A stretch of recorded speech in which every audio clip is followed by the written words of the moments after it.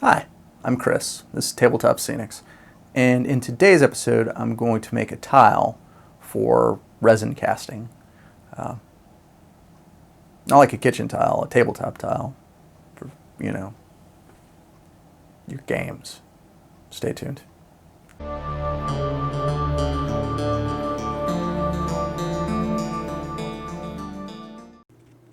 Okay, here I have a 1/4 inch thick sheet of XPF foam, tape measure, Sharpie, knife, straight edge. I'm just gonna straighten this up here.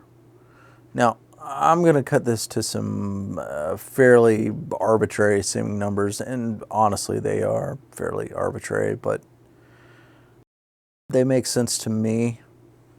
You do you. I'm cutting this into a sheet that is 22 by 37. Now, the reason for that is the new GW 40K boards are 44 by 30, 44 by 60, 44 by 90. That 22, that's the important measurement there. 22, 44 divided by 22. You got two boards. That length, that 37, that gives me a little room for variety if I want to cast different portions of this particular tile. So, basically my substrate here is 24 by 39. So yeah, 22 by 37. I'd like an inch all the way around. That way when I go to pour my mold, I've got some room there for the mold walls. So yeah, here I'm just straightening up these edges that are very rough cut. Now you may notice this ripple effect in the sheet there. That I was worried about that biting me later. It kind of didn't. It could have. It easily could have, but it did not. So that made me happy. I was able to get rid of most of that with a sheet of rolled up aluminum foil that I used to texture this XPF. So yeah, here I'm just truing up these edges, just making sure everything's square, making sure all my dimensions are correct. Tape measure and handy square here, the good old Sharpie. Now here I'm just using a strip of aluminum angle. Again, just making sure everything's square, keeping everything true. Again, that 22 by 37 is you don't necessarily need to do that if you're making something like this. It's just helpful to me in my situation. I figured that would give me enough leeway with this specific tile that I could cast from multiple angles and stilt that casting multiple ways, so that I could get a variety of different finished tiles while using just using one mold. It's the route that I decided to go with. That's not necessarily something you need to do if you're looking to do something similar. Now I've got multiple cutting boards, and I'm not using any of them because I've got some weird phobia about damaging my cutting boards, but that's kind of what those self-healing cutting boards are for. Yeah, I don't know, I got a problem. Anyways, here's my substrate, my sheet of MDF, which I will be gluing this piece of foam to. Now I'm just going to draw out a perimeter for that foam so that I don't end up getting glue in places I don't want glue. I'm going about this like a cabinet maker. I don't exactly know why, but that's just kind of what I do. Overbuild or over measure. I guess, in this this situation. Anyways, it's not the end of the world. Things are going to work out. Look how precise I'm trying to be right here. It's pretty crazy considering what it is I'm doing. But yeah, just using a straight edge here to get my where I want them. Nice little visual representation just for me. And again, all this is kind of make sure I've got everything squared up when I glue down that sheet of XPF foam there. Make sure that I don't go too crazy with my my adhesive. Okay, now here I'm going to be using liquid nails as my adhesive for this foam. It actually says on the packaging that it is good for foam insulation board, which, hey, how often do we in the hobby get that sort of affirmation that, you know, this product is made specifically for this thing? Not too often, unless you buy something that seems fairly overpriced from some sort of hobby shop. But yeah, I'm just using a little scrap piece of XPF foam here to smooth this stuff out so that I can get an even coating of this adhesive on the sheet of MDF and the sheet of foam there.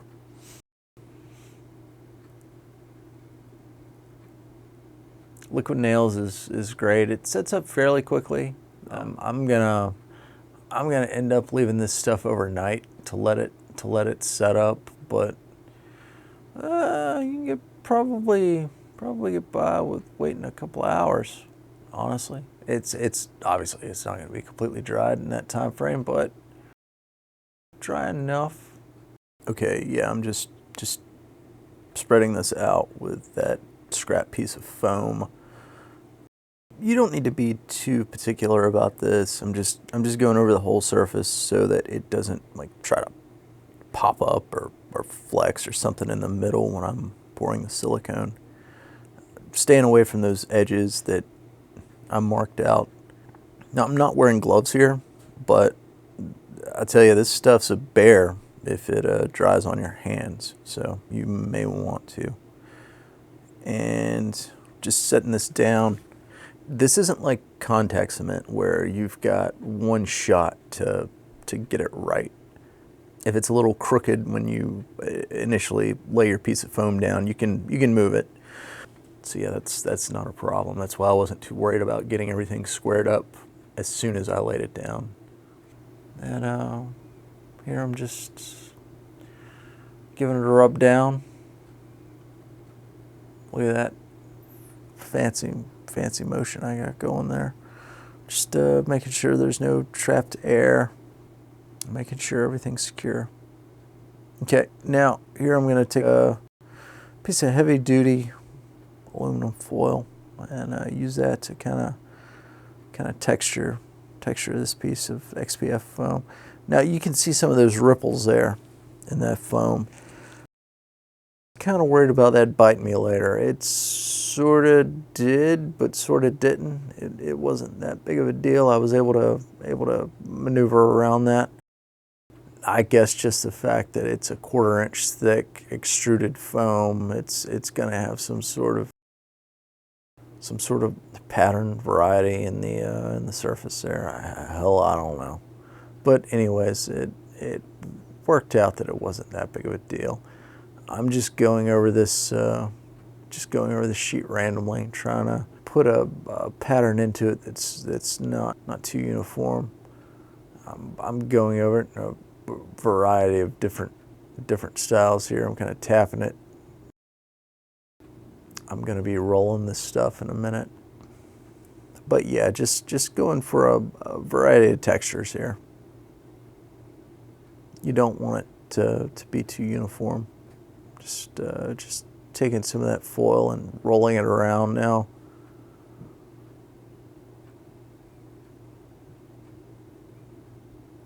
Now you could use something like a roller with something glued to it, like, oh, I don't know, rocks, some kind of pebbles, beans, marbles, whatever. I'm just using this foil. Okay, now here I'm using a box cutter. I'm using it with the blade fully retracted. I'm just using the kind of smoothed handle there just to give me some variety and texture. You could use just about anything here.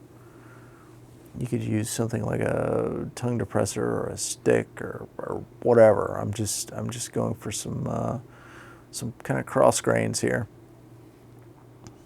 Something to kind of make it look like a rock surface, slight rock surface, bedrock sort of thing.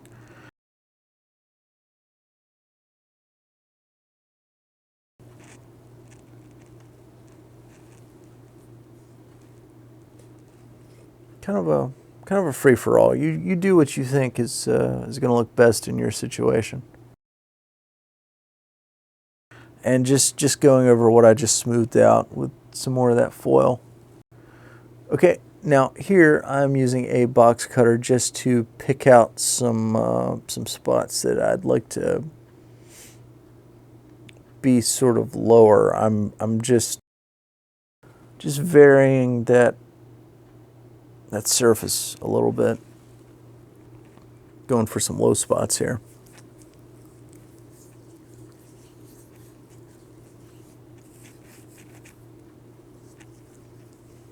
I'm literally just kind of digging into the foam slightly, pinching it and pulling out little pieces of foam here and there, trying to keep that pretty random.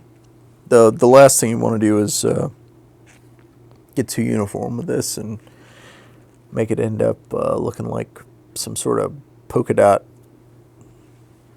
scenario.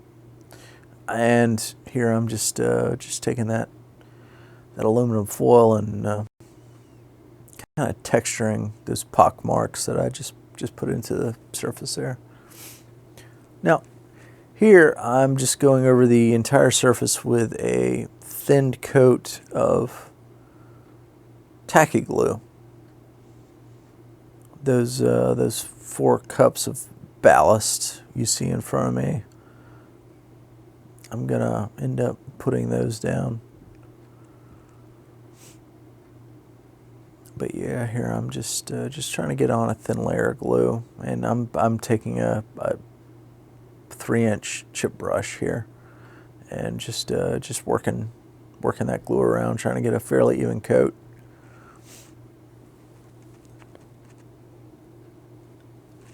A little bit of water just to help dilute that a little bit, so that I can get that coat fairly even there. Just going over the whole surface here with this. You don't have to be too particular about this. I just wanted to make sure that I kind of had everything coated. If there are specific parts in your tile that you don't feel that you would want any glue, hey, don't glue it.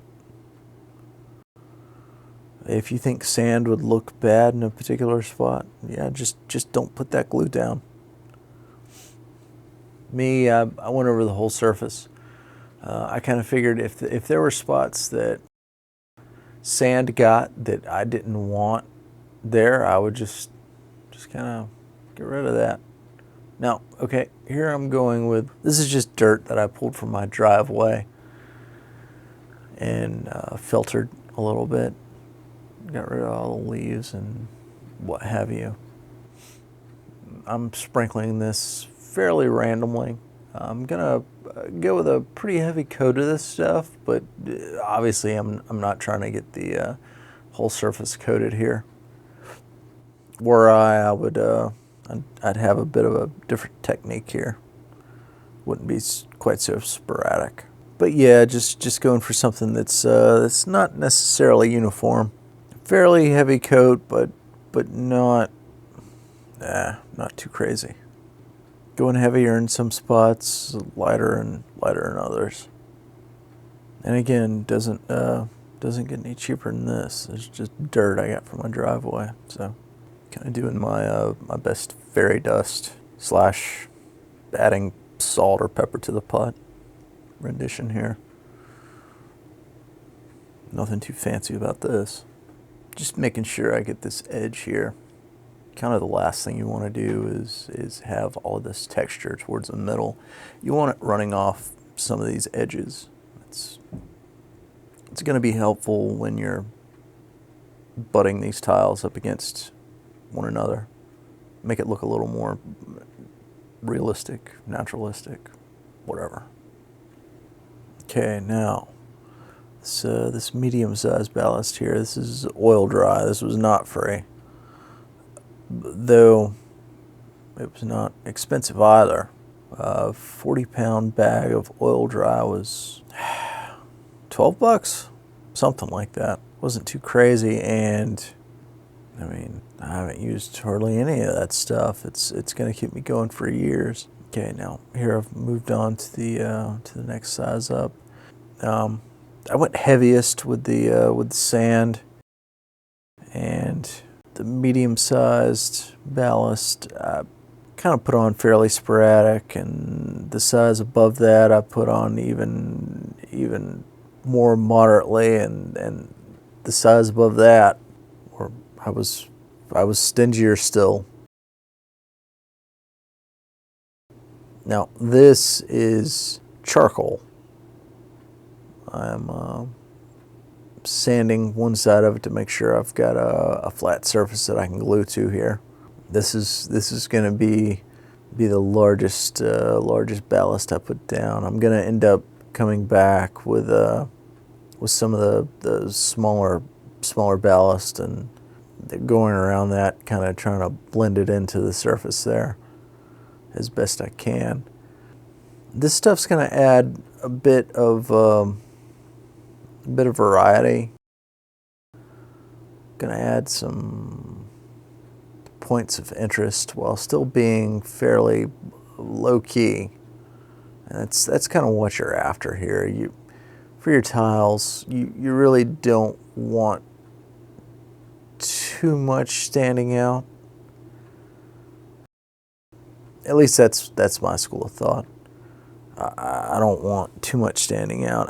I want these to be as flexible as possible when it comes to variety and being able to use them in different situations.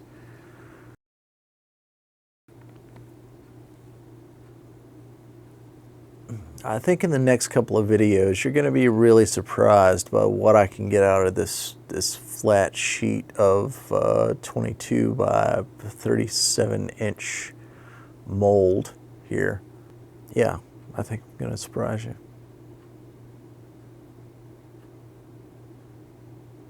But yeah, here I've just got a few points of low-level interest. Just breaking up the monotony in this board. Again, nothing too high profile. That's not what you're after here. You're looking for some low-level points of interest while not being something that is going to be something you can't work around, something you can't just have your models walk over. Now, finding placement for some of these larger ballast is it's something you want to kind of, I wouldn't say plan out, but it's certainly something that you want to make sure that it looks natural. You don't want this thing looking like it's got some pattern to it. Trying to keep it realistic as possible here.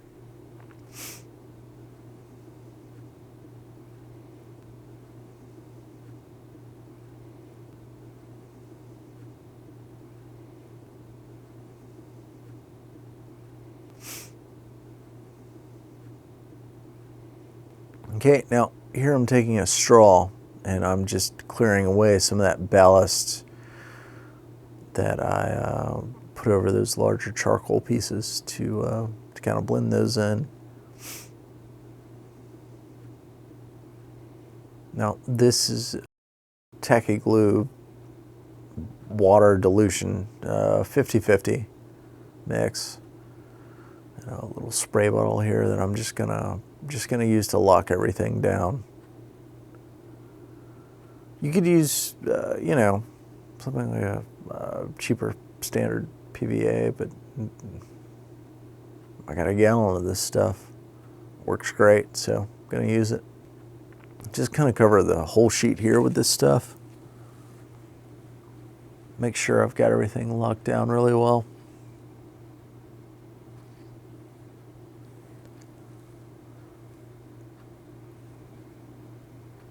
Now, before you move on to the next step, you make sure that that you let this stuff dry 100%. I'm just kind of cleaning up some of that excess glue here. This MDF substrate that I've got going on, if it gets wet and stays wet, it will warp. So I'm not interested in that. Just wiping up that excess glue, kind of dabbing away glue from the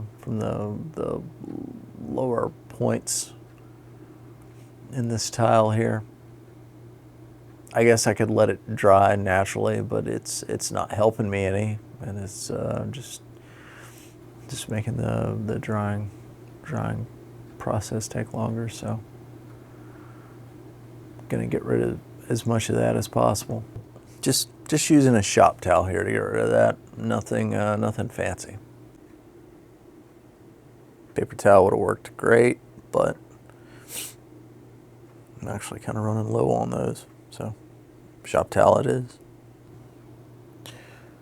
Okay, now that glue has dried, and I've got a mix of acrylic white and gray here.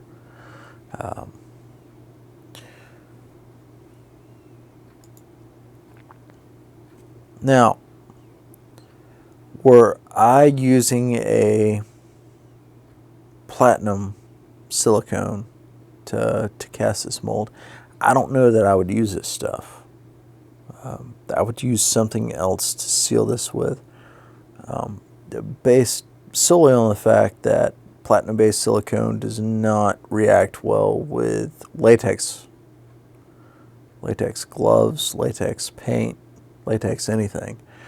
Now, like I said, this is acrylic paint, and I do not know how closely related acrylic and latex paints are. I do know that they mix well, so I could see that potentially being some sort of issue with a silicone that doesn't react well with a latex. Now, I happen to know that tin cure silicone, which is what I'm going to be using to pour this mold, doesn't have any sort of issues with acrylic paint. But I know that from experience, so I'm going to go with that and be confident that it's going to cure properly. But yeah, again, were I using a platinum cure silicone, I would do quite a bit more research than I've done.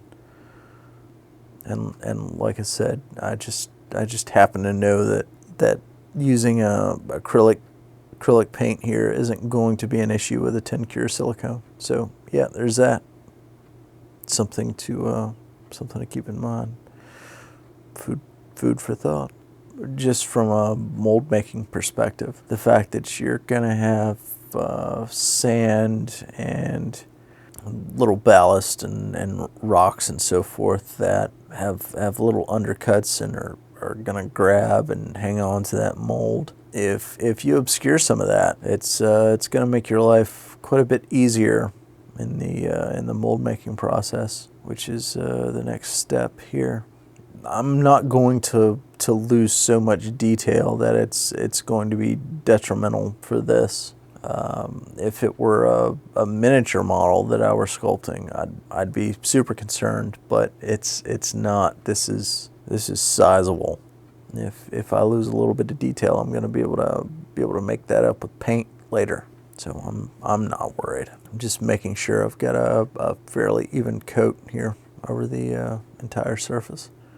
And I'm using gray because white, I have found, overexposes the hell out of the camera. So yeah, again, I am new to filmmaking. This is something of a learning process for me.